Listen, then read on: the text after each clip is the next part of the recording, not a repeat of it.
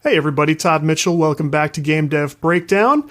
I am going to do a very short intro because this is a long call and a really good call. We had a great discussion with Ryan Engle, creator of Topgolf with Pro Putt for Oculus. He has a long history in technology, VR. He's everywhere you've wanted to be and done everything you want to do. So fun guy to talk to and just tons of good stuff to go on and to learn from here. So without further ado, here is my chat with Ryan Engle, creator of Topgolf with Pro Putt. Good evening, fans. Tim Kitzrow here, the voice of NBA Jam, and you're listening to the Game Dev Breakdown Podcast, brought to you by CodeWritePlay.com. Whoa, boom shakalaka. My mom gave birth in 1985. I was bluer than a Pac-Man ghost, barely alive. In the Cold War, my only blanket was Tetris. I played Rampart with Reagan, rampaged the world for breakfast. The laundromat was my sanctuary, the arcade was my church. I thought I was Rastan. Awesome. Well, thank you for taking some time to talk to me. I've been excited about this for a while, so I appreciate it. Yeah, happy to do it. You, Ryan, you are the creator and developer of Topgolf's. I don't exactly know what to call it anymore because it seems like it's going through a bit of a rebranding. Is that right? It is, yeah. It was Pro Putt by Topgolf, and now it is Topgolf with Pro Putt. So it seems to me, an outsider, I played this in the beginning and I'm trying to get in to check out the new features and everything, but it started as a really cool VR, like putt-putt game, and now it looks like it has the entire Topgolf experience built in. Yeah, that's exactly right. You know, interestingly, internally, we kind of tried to avoid putt-putt or mini golf, and we wanted to build something that was a little bit closer to a full golf feeling of like having rough and bunkers and, you know, contours and stuff like that, and not really windmills or kind of fantastical, you know, models on the course. So that's what we did with Pro Putt. You know, we have these holes that can be pretty long, but you are limited to a putter. So in that respect, it is kind of like putt-putt. And then since we've had this partnership with Topgolf, we felt like we were kind of really leaving a lot on the table by not offering a Topgolf experience. Right. And over the last few months, that's been our focus. And yeah, we've built out a full Topgolf venue where you can not only play the Topgolf games on their kind of driving range setup with the targets, but we also have cornhole. We've got this game called pitch pong, which is very much like beer pong, but you're chipping balls into kind of the little cup. And then we have a whole pitching island just so you can go out there, hang out, you know, hit shots onto the green that do have holes and put spin on the ball and have it spin back into the hole and that type of a thing. So we really wanted to double down on the social aspect of golf, and especially the social aspect of Topgolf, where rather than focusing 100% of the attention on competition and, you know, playing holes and getting low scores or good scores, we wanted it to be a casual environment where people of very different skill levels can go in and everyone can have a good time and you can hang out with your friends and listen to music and kind of do all the things that I think a lot of us have not been doing this year, you know, due to COVID. Yeah, and I think that's very much the Topgolf experience. I'm at a point where we have a couple of locations in my area, but I can never get a feel for how many people know what the Topgolf experience is. And since you're here, maybe I should have you give the high level. If you don't know what Topgolf actually is, how's it go? Yeah, great question, because Topgolf was founded actually in the UK almost 20 years ago. It's got a long history, but it came to the US, I should probably know the specific dates, but, you know, less than 10 years ago. I think the first time I ever heard of Topgolf was in 2013. I'm based in Austin, Texas, and their headquarters are in Dallas, Texas. So they had opened in Dallas, and shortly after they opened one of the first locations in Austin. And I've been playing golf since I was 11, so I'm obsessed with golf. Nice. And, you know, in my mind, it's like, oh, okay, so it's a driving range, but you can get food, and they have these sort of target games, and you can order drinks. Right. Well, like any three of those will work for me, so I'm totally sold. But I don't know why, my friends who don't play golf would go. So I was kind of curious how this was going to work out, and didn't know if it would really find an audience. Well, the first time I go, it's amazing because you look around and the majority of people there clearly are not golfers, just based on their swing and where the ball's going and everything like that. But everybody, regardless of whether they're hitting it well or not, everybody's having a really good time. The food is great. The drinks are great. The music's good. The environment's nice. I think that day was like a Sunday morning and the weather was great. So it ended up just being a great place to go hang out with your friends, where you kind of are outside. You're obviously hitting the golf balls into a field, but it is covered, and they do have, AC and heaters and stuff. So the temperature's always right, but you do feel kind of like you're outside, but you're not getting, hit directly by the sun. So it's this just really interesting way of just being in a super relaxed environment with these cool, golf games where if you do want to be competitive, you can. But at the same time, it's like the stakes are super low. If you hit a bad shot, you don't have to go looking in the woods for it. So yeah, that's kind of a long-winded way of saying at face value, it's a driving range with, food and drinks and a bar. But the reality is it's just a very cool place to hang out with your friends. Totally. My family, we go all the time. We're not avid golfers. I've always liked golf, and I started probably in around 2005. So I've been around it for a while now, but I'm not good at all. I still go play. I'll go play a golf scramble, anybody I'm working with or anything like that. I love being around the sport. Really, like you said, whether you love it or not, you can go to this place that is, it's kind of the perfect blend of inside and outside. It's very convenient. And the food's very good, I think. Nice. That's great to hear. I'm sure they love to hear that. And, one of the interesting stats that we learned from working with Topgolf is about 2/3 of the people that go are not golfers. So, it really does cater to a much wider audience, and they've got a great mix of male to female. And it does, and they're even attracting families that'll go, kind of during the day and bring their kids. And it's a great way of introducing a lot more people to the game of golf in a way that's far less intimidating. Because, as you said, you've played golf, and if you're not good at golf, which, it takes a long time to get good at golf.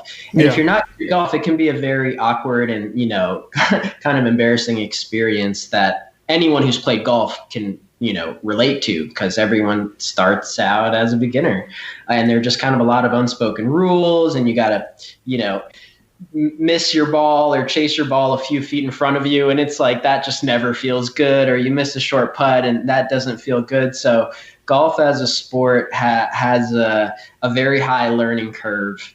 And I think Topgolf is just such a cool way of shallowing out that curve so that, you can just swing at the ball. And if you miss, like nobody cares. Right. Everybody I know, people who had no interest in golf whatsoever, they go, they have a good time. And so it's perfect for parties and hangouts and when company's in from out of town, all that stuff. So tell me, you say tell me what your team looks like and, what the company background is. Yeah, we're a team of 4, including myself. So we've got another engineer based in Tennessee, and we've got a designer here in Austin, and sort of an operations / producer / QA person / everything person that's also here in Austin. So yeah, we're a very, very small team that we've built pretty much everything in-house, minus like a little bit of contract work on, 3D assets and sound and stuff like that. We're all, also fairly new to the game space. Pretty much all of us had done work in the app space. So developing, iPhone apps, mobile games, websites, that type of a thing. And none of us had a lot of experience in games. Right after college, the very first job that I had here in Austin was at a game studio, a very small one. We were actually building mobile games right before the iPhone came out. Like halfway through my first year, the iPhone App Store did come out. And then the whole studio changed over to iPhone. And lucky for me, that exposed me to iPhone right from the start. So since, mid 2008, I've been developing for iPhone, and that's the majority of my career was kind of in mobile development. And then I ended up joining another startup here in Austin called Wikibuy, and did that for a while. It got acquired by Capital One, and around 2016, 17, I think, Apple released ARKit. Yeah. Which is, their AR solution. And I had been itching to get into sort of the AR VR space for quite a while. I've always really liked 3D graphics, and the little bit of time I did spend, developing games, it was really interesting and fun, although, very challenging. So once ARKit came out, it just got me really excited to start experimenting with that and figure out, if there was any sort of product that could be built around it, something that created utility. Being a golfer, I was playing golf and out there one day shooting really well, but not making as many putts as I thought I should. It was because I felt like I wasn't reading the greens very well. So for a non-golfer, every green has contours. None of them are completely flat. So the ball is going to roll left or right or, up or down. Predicting what the ball is going to do has a huge impact on whether or not you make it. Professional golfers all have caddies that can help them read the greens, and they have these green books that have all the contours laid out and stuff like that. So they're very well prepared for reading these greens. But as an amateur golfer, you generally aren't going to have a caddy, and you kind of just have to trust your eyes. And I figured with ARKit, there's probably a unique opportunity to use this new 3D data to try to create a contour map of the green in real time, just using the phone, and use that to predict the putt. I took a week off of work and developed a prototype, and it looked, the data looked good enough to do that. So I ended up leaving Wikibuy and starting GolfScope, which is the first product that we developed. It's the name of our company, and it's our first product. And it does use ARKit to read the greens. We launched. At that point, I was pretty much the only person on the project. So I launched the GolfScope app in May of 2018. Apple picked up on it. They were looking for anything AR related.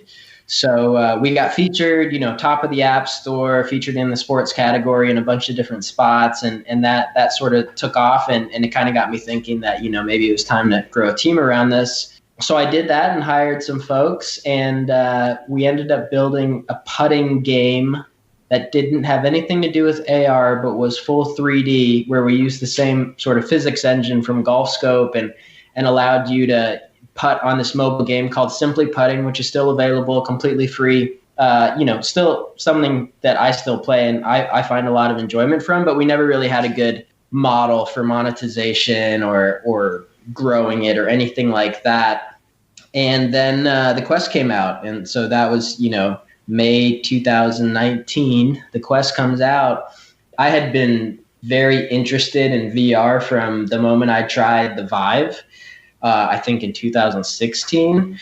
I had bought pretty much every VR headset you can imagine, tried every VR experience I could, constantly was searching for a reason to do something in VR, but just never quite had one.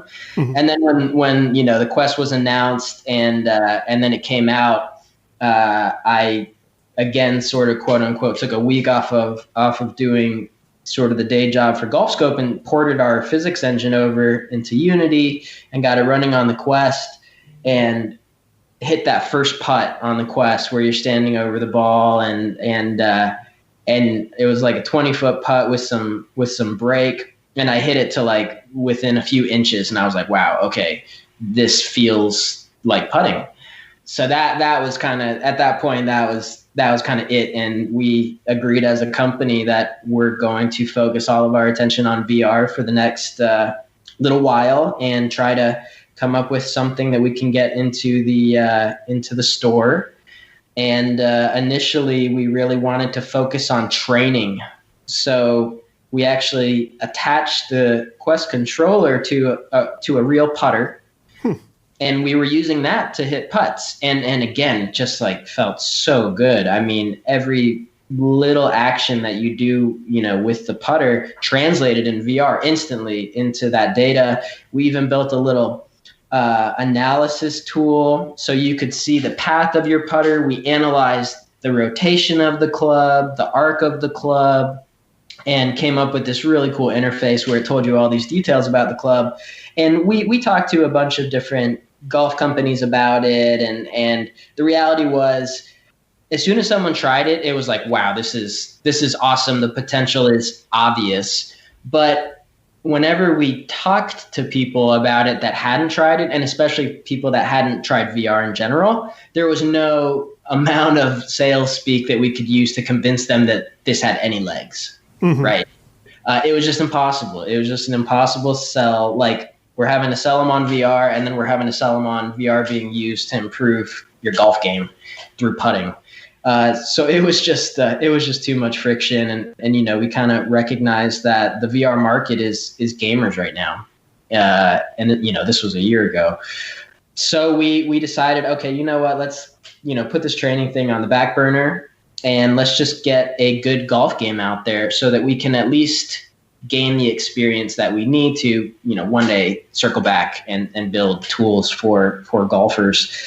And once we had that prototype, we reached out to Topgolf, and we had talked to Topgolf a little bit prior during the Golf Scope days, them being in the golf space, and we had some mutual connections. So we had kind of been talking to them loosely. And once we had the VR thing, we went out and visited them and showed them what we had. And they were like, this is really interesting. We're not really doing anything in the VR space. We've got all this other stuff going on. But, let's just stay in touch and we'll see what happens. Well, thankfully, they set up a meeting at Oculus Connect in 2019, got us to meet with some fairly senior people at Oculus and, show them the putter attachment, show them the game that we had in mind. Everything kind of got greenlit pretty quickly. And, interestingly, at that time, we didn't even have a contract with Topgolf yet. But based on how the meeting was set up, it kind of seemed like we did. So we really benefited from, their brand. And then once Oculus approved our concept, Topgolf kind of followed suit and was like, okay, well, let's figure out a deal on this end too, to allow us to leverage the Topgolf brand and bring Topgolf into VR.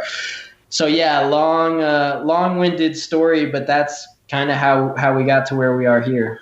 Man, and you knocked out almost every one of my questions for you today, so I guess that's it. Yeah, sorry.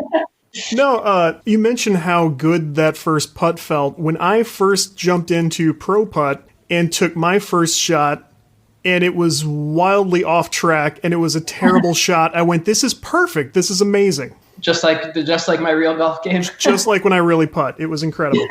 That's serious. What I'm so impressed by here is this, and this kind of comes through just at a glance at your career and the stuff you do. It seems like you've always been part of pretty small teams on pretty self-started projects, but the way you have found yourself in the right place at the right time and focusing on the right things, the App Store, doing the right work with AR, going to the right people to talk about it, like that's something that I don't know if you can teach, but if you can teach it to me. It really is impressive how you've found yourself in the right place at the right time, and even though it's difficult to pitch things to people who haven't maybe bought into the VR experience and stuff, it seems like you're managing to do it in all the right spots. I mean, how's that work for you? Yeah, thank you. I do consider myself incredibly lucky. I mean, I started, I was a huge nerd in high school, so I guess I paid my dues. But I got into computers at a very young age, and I loved PC games, but for some reason was always more interested in building the games than playing them. Mm-hmm. So I knew that I wanted to do computer science from a young age, and, just to happen to get a job in the mobile space right when the iPhone came out, that was 100% luck, not planned whatsoever. So I'm really, really grateful for that, and can't fully explain it. I think the one lesson that I hope I can one day teach my son, who's like 4 years old. So yeah, probably not going to learn it for a little while. But the one lesson that I've learned through this process and always working on, very small teams and small startups and kind of companies that are effectively fighting to survive versus just like, trying to maximize profits or whatever, you always have to move forward and be willing to pivot. So it's like you always have to be moving. You don't always know which way is forward, but as long as you're taking a step in a direction, then you're good. And, you've got to be willing to kind of, it's this very strange combination, at least from my experience, of being very stubborn about saying, this is what we're building. Like, it has to be very specific. It can't be open-ended. We're building this very specific thing to test this very specific hypothesis. But as soon as you have, sort of irrefutable data to suggest that actually this thing that we're building is not aligned with the market, you have to be willing to pivot. Mm-hmm. So it's kind of this odd ebb and flow, at least, again, from my experience, of focusing all of your attention to knock out, a prototype or a V1 of the product or something like that in the best way possible, or at least to the degree where you can kind of prove where you can get the information you need to make the next step. And in our case, that's what we tried to do with sort of the training app, right? Is like we thought, and we still think that there's a big market for golf training aids and helping people improve their golfing abilities. Golf is, in a weird way, thanks to COVID, golf is actually the fastest growing sport in the United States right now. Because a lot of people, you can play it outside. It is safer. It is a way to, sort of socialize with social distancing in place. And people have a much more flexible schedule. So I think it's made it easier to get out there. But, golfers are willing to spend a lot of money to improve their swing. Yeah. But if we have a product that we aren't able to effectively market, then it doesn't really make sense to keep pushing on that, right? It doesn't make sense to just take it to its death. So, so as soon as we kind of showed it to enough people and we got this selling just didn't get easier based on who we were talking to, it was time for us to really think about what's more important to us, developing a great training product in the golf space or breaking into the VR space, still utilizing, golf as the core activity. And, for us, our whole team strongly believes that the VR is the next major computing platform. And, in some ways, I think you could make a decent case that it's like kind of the ultimate computing platform. And we're still so early, but it's already so rich. And the experiences that are coming out are just so incredible that for us, the thing that we didn't want to miss out on was, breaking into the VR space. So instead of attaching ourselves to the training aid, we kind of looked at the market and was like, look, people want games right now. The market is still really small. So we should build a golf game that is more likely to appeal to a slightly wider audience than build something that like devout golfers love, but people who don't play golf don't enjoy. So another long-winded way of basically saying, like, pick a direction, go as hard as you can in that direction. Once you're on your way toward that destination, or you feel like you've kind of got something pretty good, make sure you lift your head up to look around and be willing to change directions if things aren't working out as you expected. Let's talk about our sponsor, AppFigures. AppFigures is all about giving game makers the tools they need to get more downloads and revenue. You may know them for analytics and app store optimization. Now, AppFigures can help you track competitors from downloads and dollar amounts to audience demographics and even which SDKs they use. Their competitor intelligence gives great context. If a competitor adds a new feature or gets mentioned in the news, AppFigures can tell you if that brought in more downloads. If you have an idea for a new app or game, AppFigures can tell you how big the market is and how much money it could make you. That is just scratching the surface. Whether you're growing your app or building a new one, AppFigures has the tools you need to reduce risk and get more downloads. You don't need a huge budget or a data science degree. AppFigures has made it affordable and simple. AppFigures provides the tools and they can guide you step by step through gaining more visibility with ASO and increasing your revenue by learning from your competitors. Head to appfigures.com/on/GameDevBreakdown to try AppFigures for free. If you like it, use our special code GDB3030 to get 30% off for the next 3 months. So you gained some momentum doing your thing your way and had great results, and then eventually found yourself in this situation where you had to sort of do this dance between your team and not only Topgolf, but also you had to do something in a way that Oculus was satisfied with, and I'm wondering if that was difficult. Yeah, that's interesting. I guess I hadn't thought of of it that way. When we first did the deal with Topgolf, there was some concern that, you know, they're a big brand, they're a multi-billion-dollar brand, and they're going to slow us down, right? We're a tiny team. Our biggest advantage is our speed, and they're going to slow us down. And the best, you know, part of the relationship was we would just be sending them updates so fast, constantly. I mean, our team was working a lot, but we were all very committed. So, you know, it didn't feel like too much of a strain, hopefully. But we would send them these updates so fast, and we were so committed to trying to, you know, capture that feel that thankfully they approved our first few updates. And then after that, it was like there really wasn't much concern on our part as to whether it would be approved. So we just kind of operated under the assumption that it would be approved and, you know, move forward as fast as possible, even without getting approval. And just figured if for some reason it's not approved, we'll take whatever feedback we get and we'll just reincorporate it, rather than waiting for things to get approved and kind of only being able to move as fast as a big, you know, company, which takes away our advantage. And then on the Oculus side, once we were approved for the store, which again, I think the way that it happened for us is not typical. And again, we got very lucky because of how that meeting went down. But once we got the approval for the game, we didn't really have any concerns about whether we'd have to change anything. So at that point, what we did very early on is get beta players. Mm-hmm. So, you know, posted to Reddit, got a Discord set up, and, you know, very quickly had literally hundreds of people playing this game, you know, constantly and giving us feedback.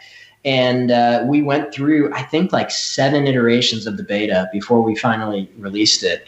And we took every bit of feedback very seriously, and we still do.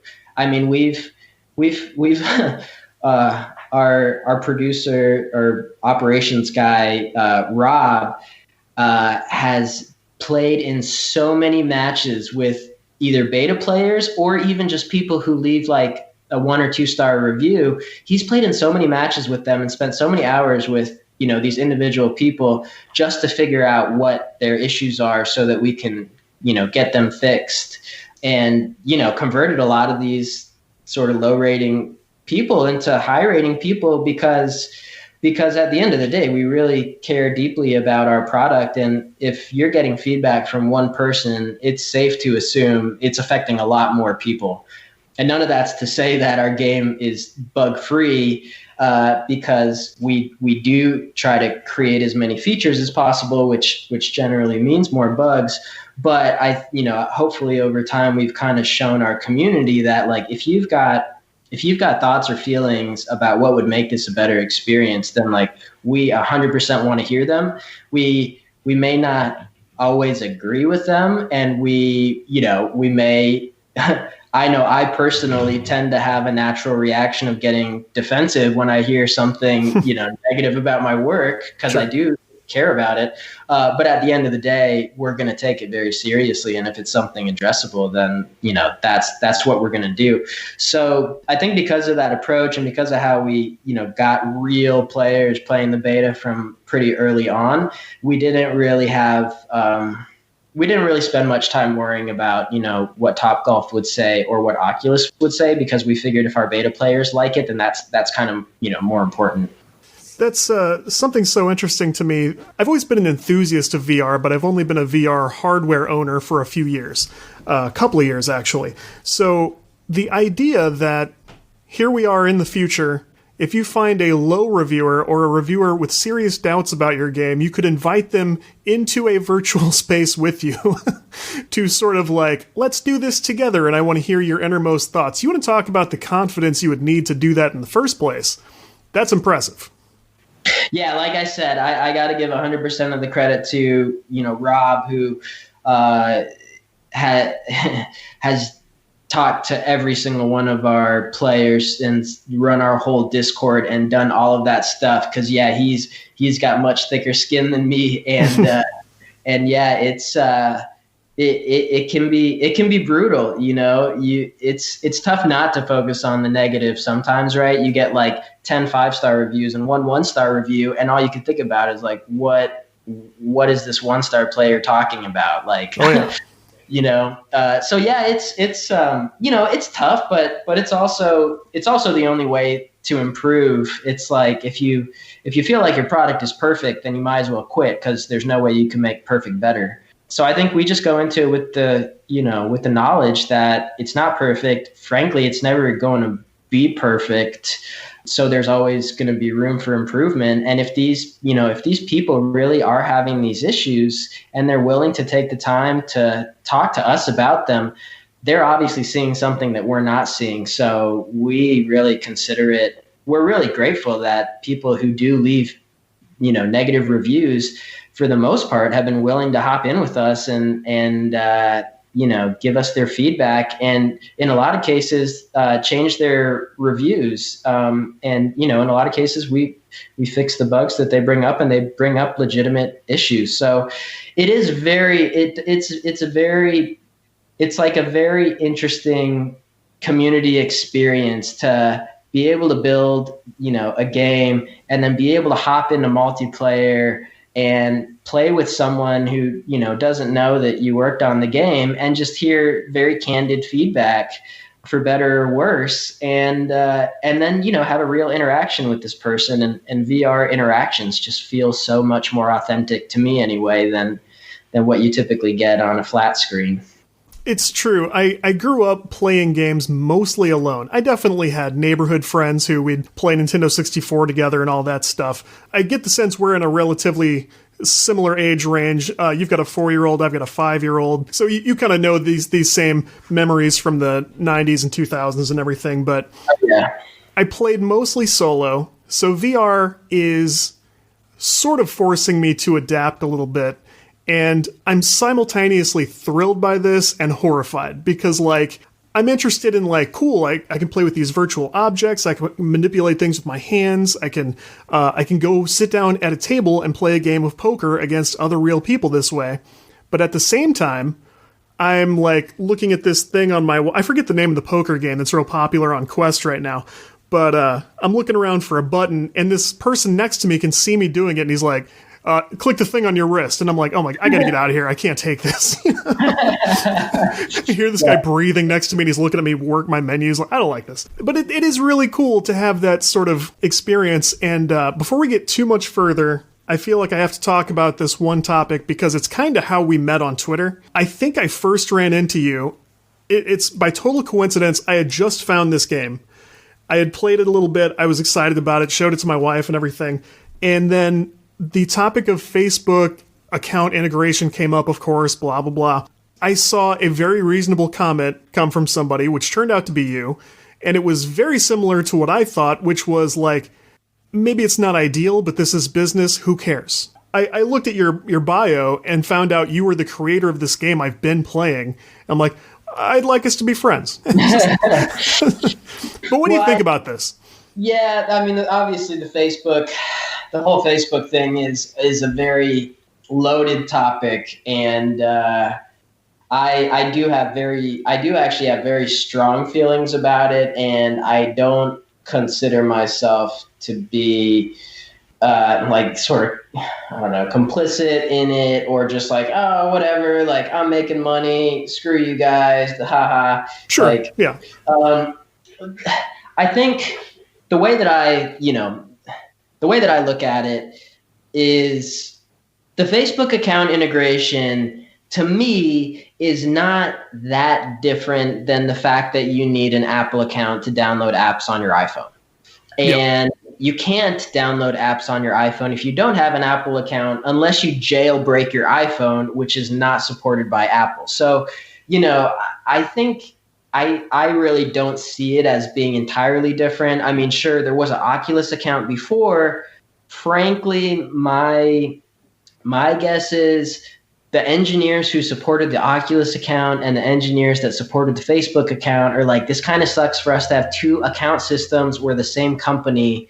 Like, let's just use the one account system that we've had for much longer that already handles a lot of these situations much better, Mm-hmm. So from purely the engineering side, it's like, look, I don't think this is like Facebook is evil. All they do is want all of your data to manipulate you, Like they're reading the motion from the device to be able to identify you, all this biometric hacking data. It's like, I'm pretty sure it's just a very pragmatic, we don't need two accounts. Let's just use the one account that, over 2 billion people have in the world. Right.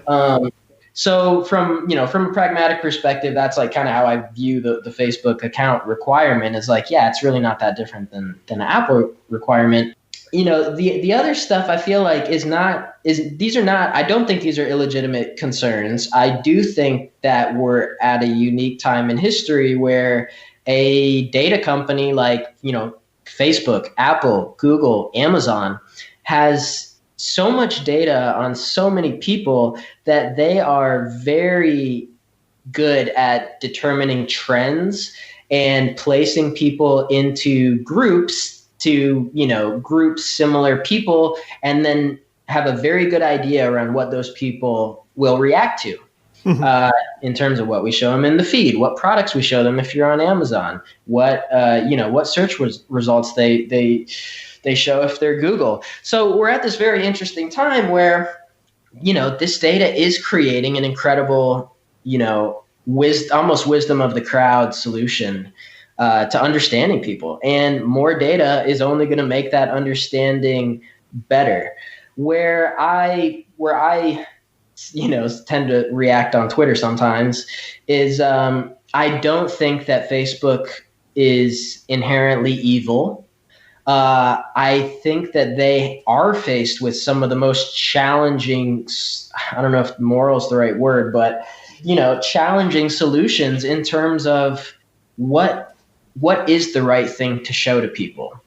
If they've got the data to understand that person A wants to see news from Fox and person B wants to see news from CNN, and that's what they're going to react to, is it wrong for them to be providing you with the information that you're most likely to engage with? I don't think it is. I mean, I think that's kind of why they have a service that people use, is because it does kind of wade through the stuff to show you what you like. But, obviously I'm not an expert on this stuff, so that's a very loaded question. Where I do feel strongly is, call it what you will, but right now there's not a single other VR headset that comes even close to the Oculus Quest. Right. Frankly, comes even close to the Oculus Quest 1. Not to mention the 2, where they lower the price, the resolution is incredible, the performance is incredible for a standalone unit. I mean, this is the VR device that we've all dreamed of for the last 5 to 10 years. I mean, it's a truly incredible piece of hardware. And, from that perspective, for VR as a whole, I think it's incredibly important that we recognize that this is a great piece of hardware for VR, period. Outside of politics, outside of, what you think of Facebook, it's just an incredible device. And I think it's very good for VR. The idea that Facebook is going to have or has a monopoly on VR, to me, is ridiculous. VR is still so far away from being mainstream that, they're trying to create a consumer product that's not even close to being mainstream, and people are complaining that they might have a monopoly on it, is like the most ludicrous sort of oxymoronic thing that I can imagine. It's like, are you kidding? We need way more devices to be sold, and the only one that's like killing it, you want to crush? Like, what on earth is going on here? So in that respect, like that's just a tough one, for me to understand. The privacy stuff, I totally get it, but at the same time, I own a Quest 1, a Quest 2. So does my dad. I bought him one. So I've bought, multiple of these devices, and guess what? I still get ads for Quest. Yeah. So if Facebook is all intelligent and knows everything about every detail of my life, why am I getting ads for a product that I bought from them? So it's like, I think people need to take a step back and realize that, like, one, Facebook is really just trying to show you what you've told them you like. And they're not everyone there is evil. In fact, everybody that I've interacted with at Oculus has been incredibly smart and incredibly helpful, not bad people, right? These are real people that care about their job. So, I think that's really important to recognize, is that, like, there are real people at these companies and they're not trying to be evil. And that, the Oculus Quest 2 is truly the best thing that has happened to VR in human history. And there's not even a close second, right? It's like, it is a great thing. It is something that hopefully more people embrace. And the only way that the VR space is going to grow at this point, now that we do have the Quest, now that it is a $300 device, I don't think hardware is the limiting factor anymore. It is more about experiences. It is more about the software that's out there. And the software is not going to be created by Oculus or these big companies. It's going to be created by, independent developers for the most part. That's what drove the App Store for mobile. That's what caused mobile to be such a big deal. And we need the same thing to happen in VR, and we need more people embracing, the best possible hardware out there so that we can create this ecosystem that just continues to grow and sustain itself. I think you put a couple of excellent points on there. I'm not like too deeply wounded by this decision they've made either.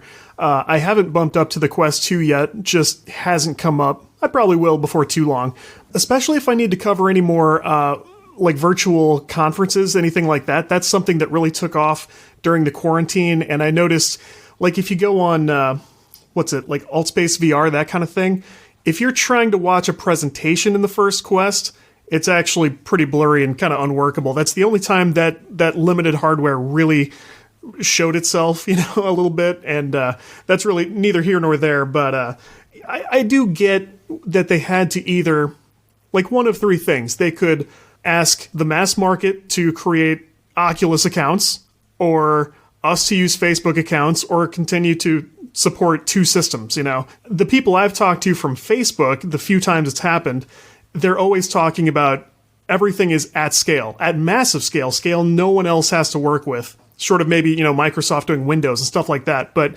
if so many billion people don't adapt to the things that they do, it's considered a failure. And it's like, what are you supposed to do, So I agree with you. I think that more than evil, they're doing simple things because complicated things tend to fail unless it's, new technology they're trying to, implement. They've done really interesting work in like the audio technology space, stuff like that. But if it's like user experience stuff, it has to be dead simple, and that kind of rules everything. I don't know, Yeah, no, I agree. And I think it's really important to point out the fact that, Facebook is losing a ton of money on VR right now, and they're still investing heavily in it, and they're still dropping the price of their hardware. And, if you care about VR at all, it's like there's got to be at least a little bit of gratitude for that. I mean, they are truly holding the entire industry on their back, in my opinion. I think they're bringing people in a way that Oculus itself wasn't quite doing. Oculus was a very cool, very geeky company that we all connected with very easily. People outside our kind of realm of technology-focused people, I think it was a little more intimidating to them. So I think Facebook came in and definitely brought some mass appeal to the table for the first time. Grandmas are getting into it. Great aunts are getting into it, and yeah, I like that. I think that's great. Yeah, and when I say Facebook, I guess I do group Oculus and Facebook.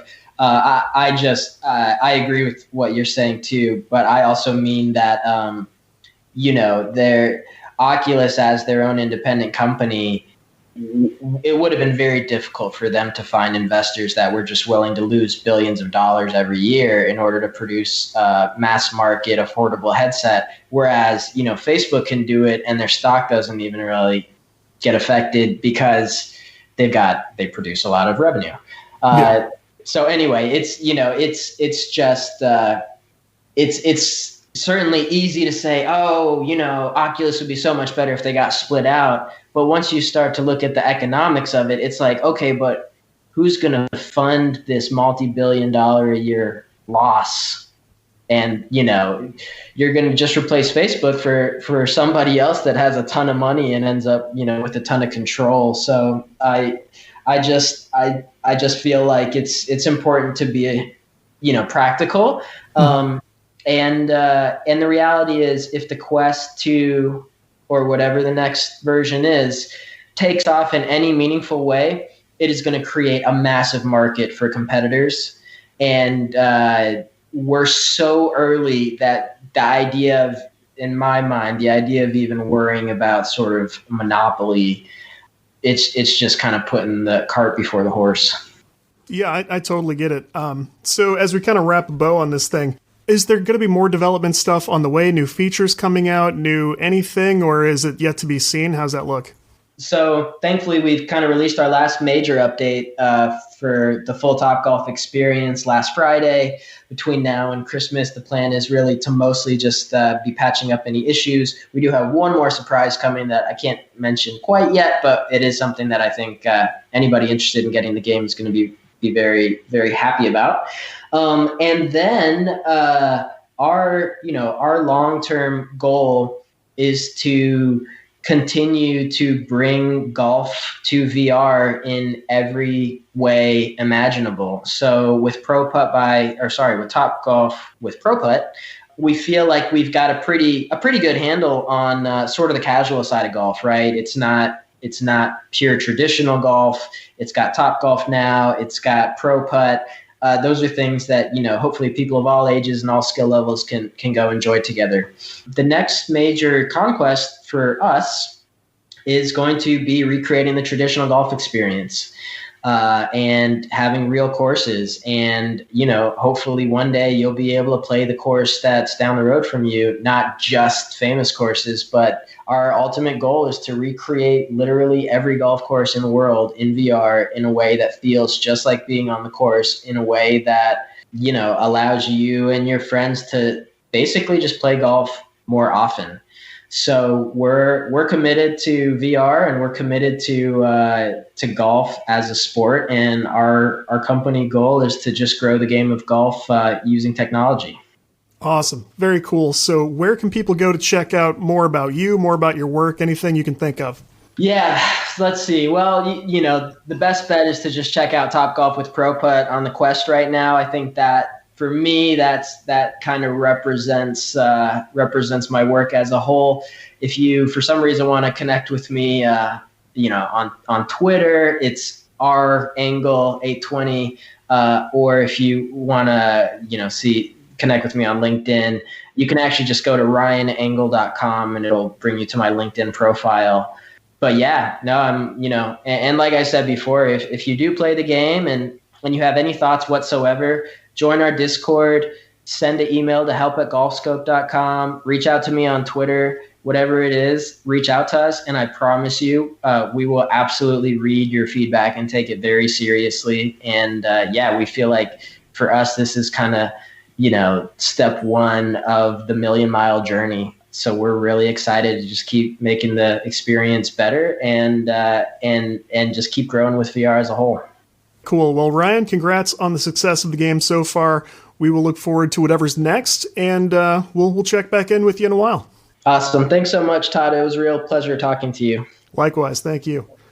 All right, thanks again to our guest. If you enjoy the Game Dev Breakdown podcast, you can subscribe anywhere. You could drop us a rating or a review if you have a moment. That helps us out. Hit that follow button on Spotify. Check out show notes at CodeWritePlay.com and reach out to us on social at GameDevPod on Twitter, at CodeWritePlay, and me, Todd Mitchell, at MechaTodzilla, 1D, 2 Ls. We love hearing your feedback, your questions, your topics.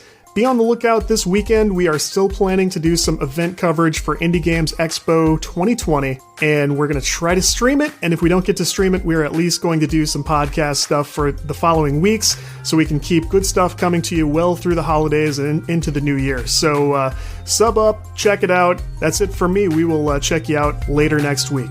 Take care, everybody. That moment, nothing mattered in my life more than seeing my 3 initials at Lakeside with a high score.